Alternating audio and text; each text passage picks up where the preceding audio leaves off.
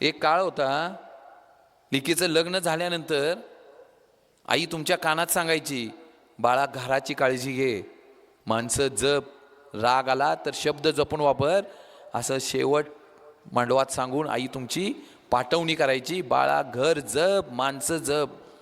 तुम्ही त्या शब्दावर अखंडपणे सुखाचा संसार केला.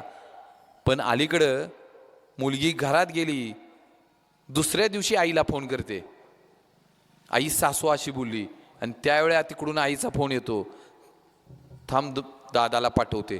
दादा 4 दिवसासाठी न्यायला येतो. 4 वर्ष झाली तरी आपण परत जात नाही हो घरात.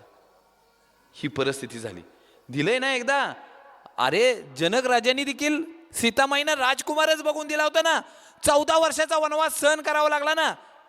एकदा एक गोष्ट सांगा, जसं मी बोलल्यानंतर कधी घर सोडलं नाही ना, तिथंही एक आई आहे, ती बोलल्यानंतर का वाईट वाटून घ्यायचं?